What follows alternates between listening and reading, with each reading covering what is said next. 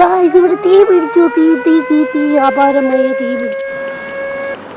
രാത്രി 12 മണിയായി. 12 മണി. എൻ്റെ ജോലി തീർന്നപ്പോൾ 12 മണി. ഇനി നമ്മൾ പോവാൻ പോവാ. അതായത് കേട്ടോ sky tower.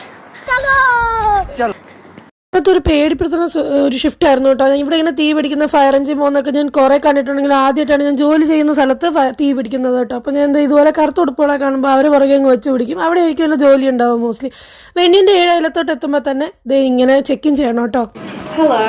What's your name? Anupama. ANU. PANA. Anupama? Yeah. Now?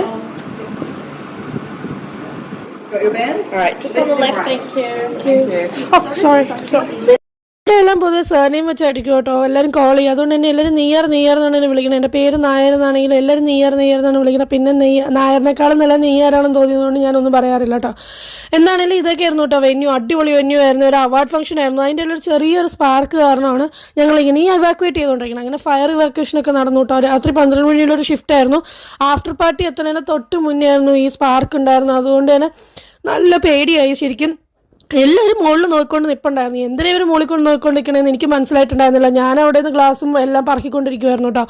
അപ്പോൾ സൂപ്പർവൈസേഴ്സ് എല്ലാവരും കൂടെ വട്ടം കറങ്ങി നിന്നിട്ട് പറഞ്ഞു യു ഷുഡൻ കം ഹിയർ. ഞാൻ ഓർത്തത് എന്താ ഇങ്ങനെ പറയണം. നല്ല തണുപ്പായിരുന്നു കേട്ടോ വെളിയിൽ. ഞാൻ എന്നിട്ട് നോക്കുമ്പോൾ എല്ലാവരും മുകളിൽ നോക്കിക്കൊണ്ട് നിൽപ്പുണ്ട്. ചെറിയ തിരി പോലെ ഉണ്ടായിരുന്നുള്ളൂ.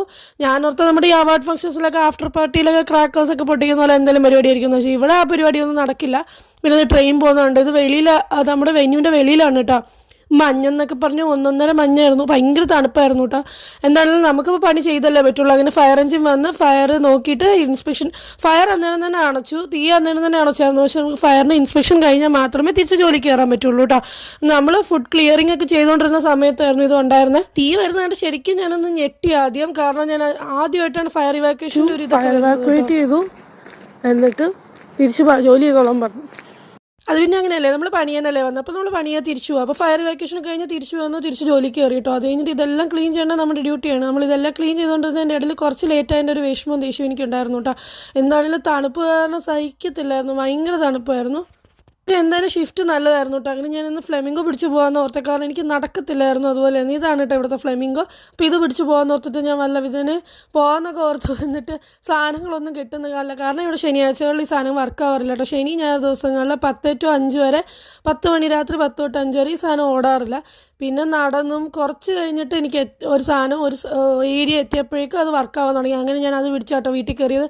ഇതിവിടെ കിങ്സ് ഡേക്കും കണ്ട് വെച്ച് തുടങ്ങി കേട്ടോ. അങ്ങനെ ഇതാണ് കേട്ടോ എനിക്ക് അവിടെ നിന്ന് കിട്ടിയ ബാഡ്ജ്. എൻ്റെ പേര് വായിച്ചില്ല. നെയ്യാർ ആ സമയത്ത് കിട്ടിയ ബാഡ്ജുകളാണ് കേട്ടോ. ഇതൊക്കെ വലിച്ചു പൊളിച്ചിട്ട് ഞാൻ കയറി കിടന്നുറങ്ങി. എൻ്റെ